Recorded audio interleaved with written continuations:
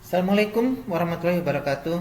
Jumpa lagi kita di pertemuan ketiga ini membahas tentang profil pemakai komputer. Oke, untuk profil pemakai komputer ini ada dua yang akan kita bahas. Ini dari segi user dan dari yang kita bahas di pertemuan ketiga ini kita akan bahas yaitu dari sisi usernya dulu. Faktor manusia merupakan faktor atau aspek penting dalam sebuah sistem komputer untuk membuat keseimbangan antara model sistem komputer dan manusia sebagai pengguna.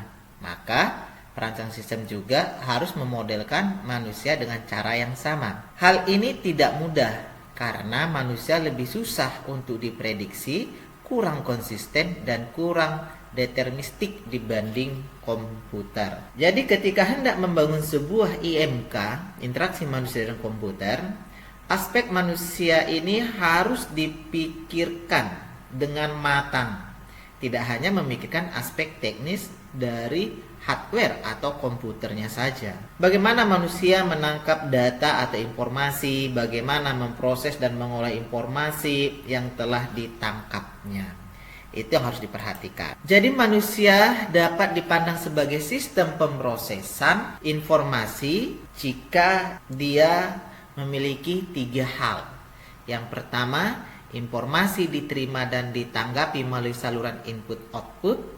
Yang kedua, informasi disimpan dalam ingatan. Yang ketiga, informasi diproses dan diaplikasikan dalam berbagai cara. Jadi kapasitas manusia satu dengan yang lain dalam hal menerima, rangsang, dan memberi reaksi berbeda satu dengan yang lainnya. Dan hal ini menjadi faktor yang harus diperhatikan dalam merancang sebuah interface. Sistem pengolahan pada manusia dan komputer pada dasarnya masing-masing mempunyai piranti input, proses, dan output.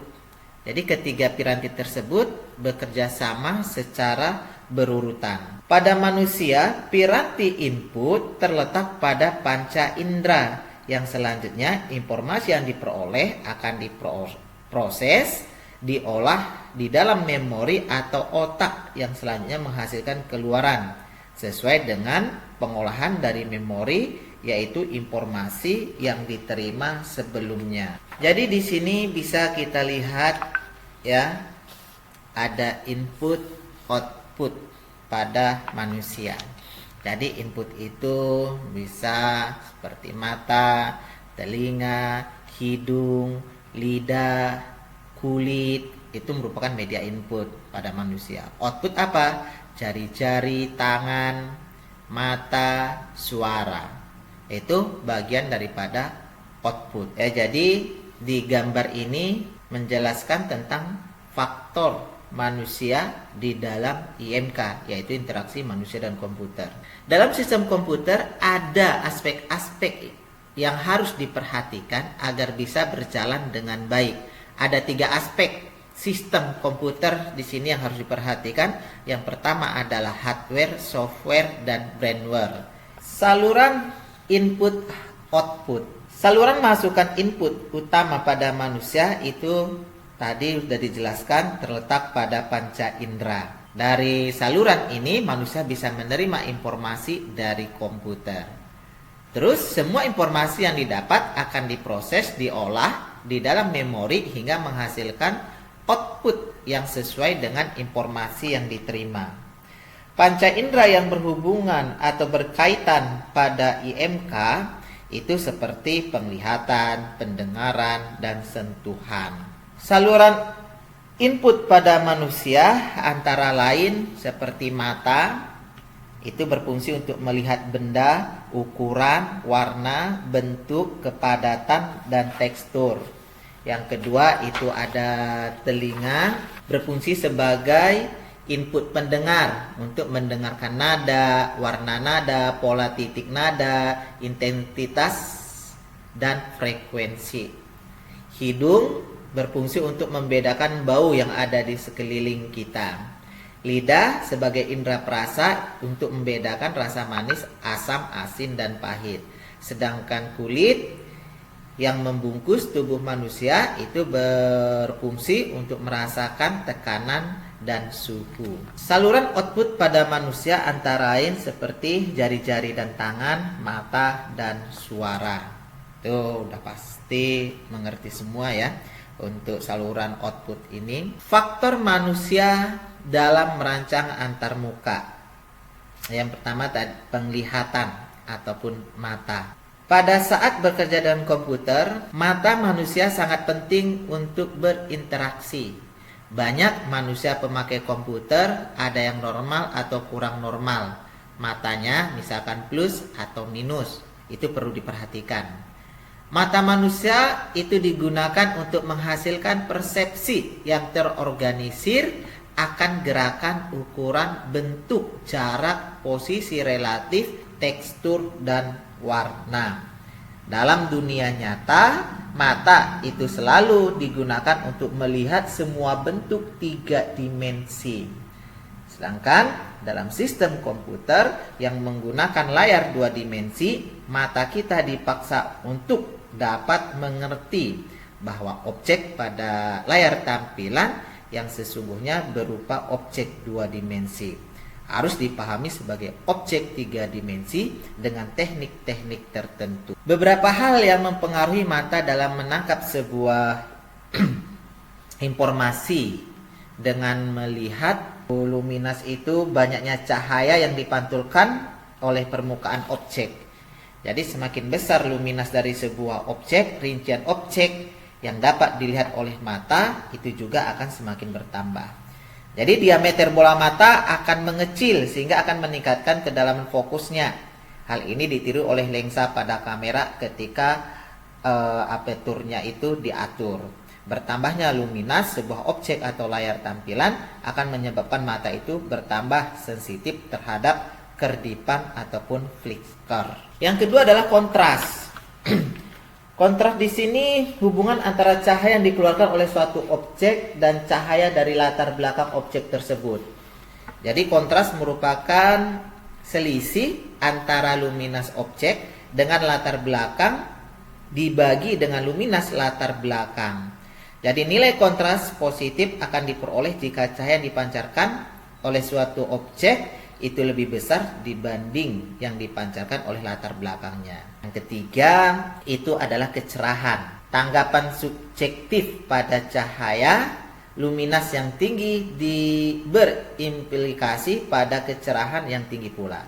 Jadi kita di sini bisa melihat suatu kenyataan yang ganjil ketika kita melihat pada batas kecerahan tinggi ke kecerahan rendah. Ya, ini merupakan gambar-gambar kisi-kisi kisi-kisi Hermann.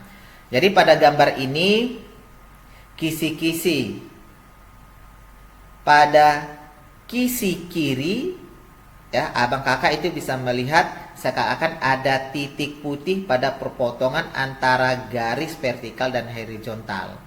Sedangkan pada kisi-kisi kanan Anda melihat seakan-akan ada titik hitam ya pada perpotongan antara garis vertikal dan horizontal. Tetapi jika mata kakak abang tepat pada titik perpotongan, titik putih atau titik hitam itu akan lenyap. Jadi dengan adanya kenyataan ini, perancang harus benar-benar memperhatikan efek yang muncul dari layar tampilan, sudut dan ketajaman penglihatan. Jadi sudut penglihatan atau visual angle itu didefinisikan sebagai sudut yang berhadap oleh objek pada mata. Jadi ketajaman penglihatan adalah sudut penglihatan minimum ketika mata masih dapat melihat suatu objek dengan jelas.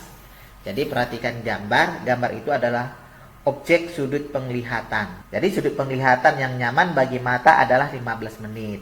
Dalam penglihatan yang buruk dapat dinaikkan sampai 21 menit.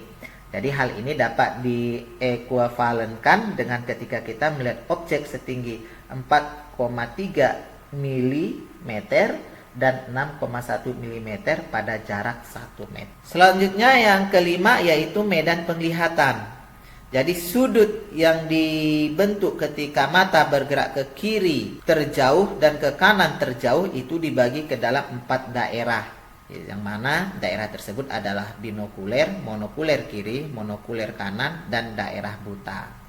Jadi penglihatan binokuler itu yaitu tempat kedua mata melihat sebuah objek dalam keadaan yang sama. Sedangkan penglihatan monokuler kiri yaitu tempat terjauh yang dapat dilihat oleh mata kiri ketika mata kiri kita gerakkan ke sudut paling kiri. Sedangkan monokuler kanan yaitu tempat terjauh yang dapat dilihat oleh mata kanan ketika mata kiri kita gerakkan ke sudut paling kanan. Daerah buta adalah daerah yang sama sekali tidak dapat dilihat oleh kedua mata kita. Besarnya daerah atau medan penglihatan itu dinyatakan dengan derajat. Dapat bervariasi tergantung gerakan mata dan kepala, yaitu kepala dan mata keduanya diam, kepala diam dan mata bergerak, dan keduanya bergerak.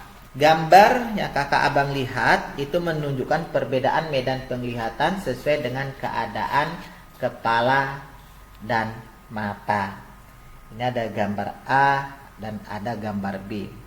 Gambar A menunjukkan medan penglihatan ketika kepala dan mata keduanya diam. Daerah penglihatan binokuler akan berada kira-kira sebesar 620 sampai 700. Sedangkan gambar B itu menunjukkan medan penglihatan ketika kepala diam dan mata diperbolehkan untuk bergerak bebas. Jadi daerah penglihatan binokuler tetap berada kira-kira 620 sampai 700 dengan daerah sebesar 300. Itu merupakan daerah yang paling efektif. Daerah penglihatan monokuler berada sampai dengan 1660. Sedangkan binokuler itu daerah penglihatan monokuler itu berkisar antara 940 sampai 1040. Sisanya itu adalah daerah buta. Di sini ada gambar C dan gambar D. Untuk gambar C itu menunjukkan daerah penglihatan ketika kepala dan mata diperbolehkan untuk bergerak. Jadi pada keadaan ini medan penglihatan maksimal kurang lebih 950. Tetapi untuk pekerjaan yang bersifat interaktif, besarnya medan penglihatan optimum adalah kurang lebih 150. Warna ini merupakan hasil dari cahaya. Jadi di mana cahaya merupakan perwujudan dari spektrum elektromagnet. Jika panjang gelombang berada pada kisaran 400 sampai 700 nm, luminan, kontras dan saturasinya itu atau jumlah cahaya putih yang ditambahkan itu dijaga tetap.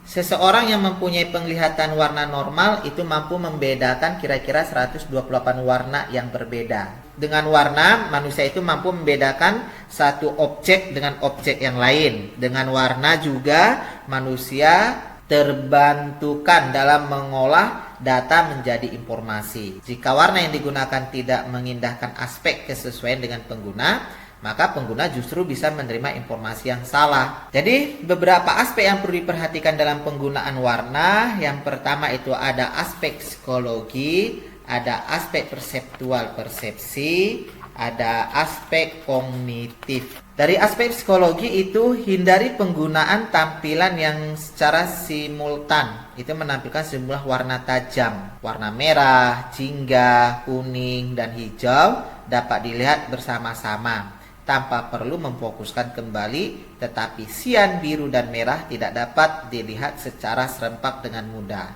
Jadi pemfokusan kembali mata yang berulang-ulang akan menyebabkan kelelahan penglihatan. Itu dari aspek psikologi.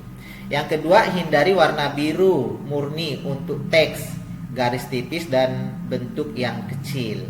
Jadi mata kita tidak diset untuk rangsangan yang terinci atau kecil, tajam, bergelombang, pendek. Yang ketiga, hindari warna berdekatan yang hanya membedakan dalam warna biru. Jadi sudut-sudut yang beda hanya pada persentase warna biru akan terlihat semua. Yang keempat, itu pengamat yang lebih tua memerlukan aras ketajaman yang lebih tinggi untuk membedakan warna. Yang kelima, besarnya perubahan warna yang dapat dideteksi bervariasi. Itu untuk warna yang berbeda. Jadi perubahan kecil dalam warna merah dan ungu sukar dideteksi dibandingkan dengan warna lain seperti kuning, biru, hijau. Jadi selain itu sistem penglihatan kita tidak siap untuk merasakan perubahan warna hijau. Hindari warna merah dan hijau yang ditempatkan secara berseberangan pada tampilan berskala besar. Warna yang lebih cocok adalah biru dan kuning. Itu warna yang berlawanan itu dapat digunakan bersama-sama.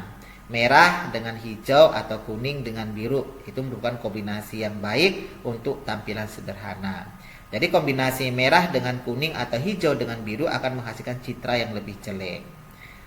Untuk pengamat yang mengalami kekurangan dalam melihat warna, hindari perubahan warna tunggal. Yang terakhir, warna akan berubah kenampakannya ketika arah cahaya sekelilingnya berubah, sehingga tampilan akan berubah ketika cahaya sekelilingnya berbeda atau sangat tajam. Yang kedua adalah aspek perseptual atau persepsi. Ya, yang pertama itu persepsi itu adalah proses pengalaman seseorang dalam menggunakan sensor warna. Yang kedua, diterima tidaknya layar tampilan warna oleh para pengguna itu sangat bergantung pada bagian warna yang digunakan.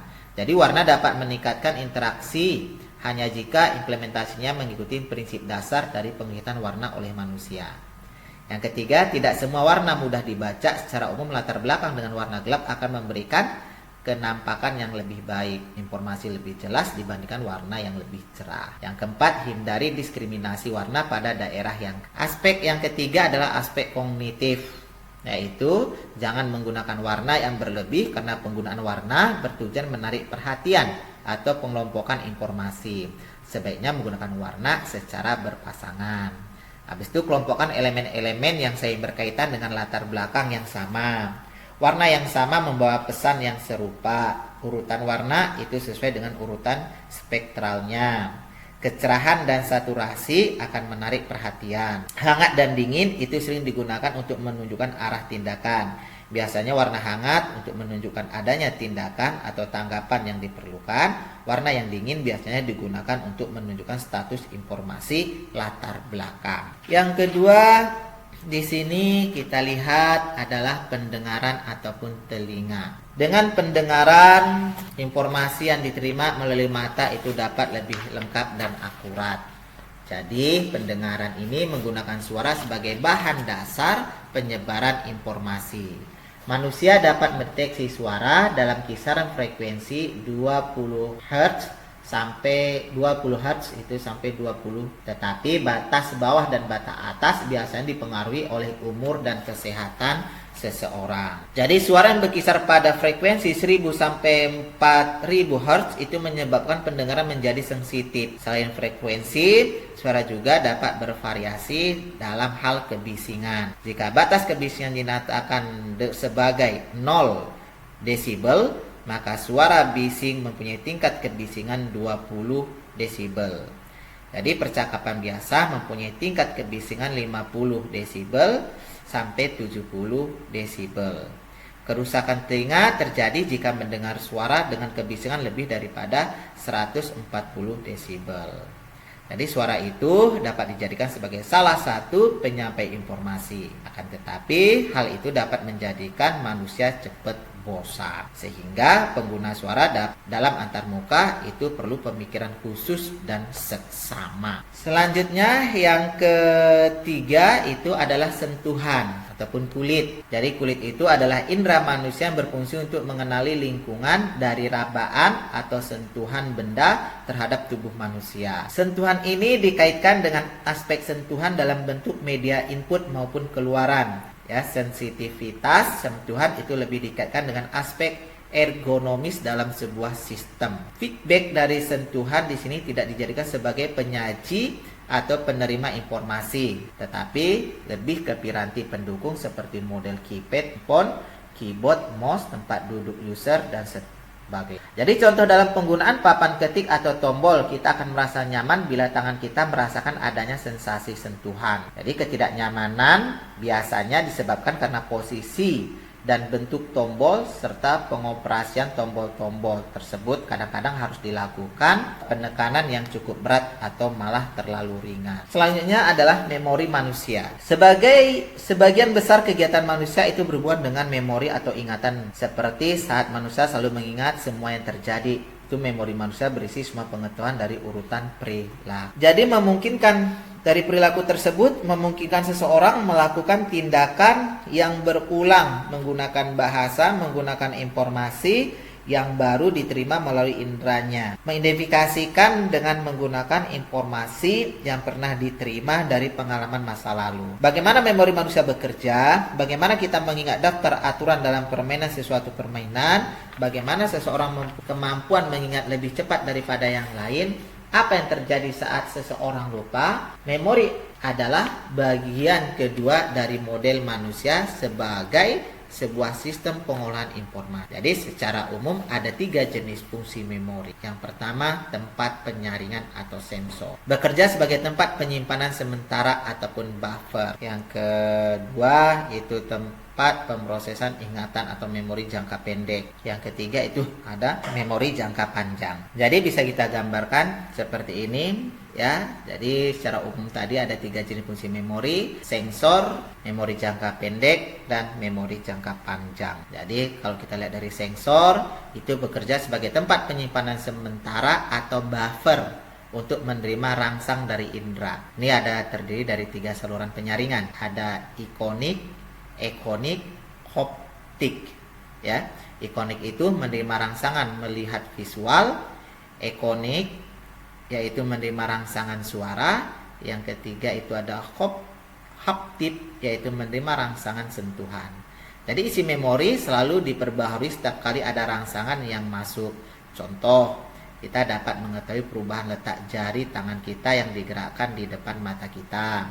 Itu informasi akan dilanjutkan ke memori jangka pendek dengan catatan hanya rangsang yang dibutuhkan saat itu. Jadi berupa perhatian, pikiran pada salah satu dari sekian banyak rangsangan yang. Tempat pemrosesan ingatan atau memori jangka pendek. Ya, memori jangka pendek atau memori kerja bertindak sebagai tempat penyimpanan data sementara. Itu digunakan untuk menyimpan informasi yang hanya dibutuhkan sesaat. Misalkan seseorang ingin menghitung 35 kali 6. Mungkin orang itu akan mengalihkan 5 dengan 6 dulu, baru kemudian 30 dikalikan dengan 6. Ya, ada 2 metode dasar untuk mengukur kapasitas. Yang pertama itu mengenali panjang dari suatu urutan yang dapat diingat berdasarkan penglihatan. Manusia mempunyai kemampuan mengingat 7 sampai 9 digit. Yang kedua, kemampuan untuk mengingat kembali ingatan yang baru dipanggil. Misalkan yaitu manusia akan mudah mengingat kata-kata SpongeBob dan Petri. Terus yang ketiga adalah memori jangka panjang. Memori ini diperlukan untuk menyimpan informasi dalam waktu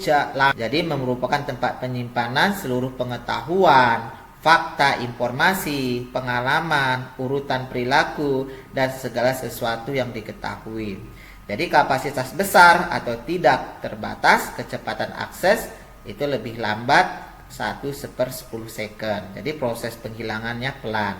Ada 2 cara mengenali ingatan kembali dalam memori jangka panjang. Ya, yang pertama itu ada episodik, yaitu menurut urutan ingatan tentang kejadian. Habis itu ada semantik, yaitu memori yang tersusun berdasarkan fakta, konsep, dan keterampilan. Informasi semantik itu berbentuk dari episodik. Itu dia materi kita hari ini, yaitu tentang profil pemakai komputer. Dimana tadi kita sudah membahas tentang profil pemakai, mulai dari manusia, habis itu saluran input output. Yang mana saluran input output itu untuk saluran input itu ada mata, telinga, hidung, lidah, dan kulit. Sedangkan untuk saluran output pada manusia itu ada jari-jari, mata, dan suara. Yang ketiga tadi kita bahas tentang faktor-faktor manusia dalam merancang antarmuka. Jadi pertama ada faktor penglihatan atau mata. Habis itu yang kedua ada faktor pendengaran. Faktor yang ketiga adalah sentuhan kulit. Keempat, kita membahas tentang memori manusia. Tadi memori, ada memori itu sebagai sensor, ada memori jangka pendek, adapun ada memori jangka panjang. Silahkan dibaca-baca lagi ya tentang profil pemakaian komputer, khususnya profil pemakaian manusia. Itu saja yang bisa saya sampaikan untuk pertemuan ketiga ini. Terima kasih semuanya. Assalamualaikum warahmatullahi wabarakatuh.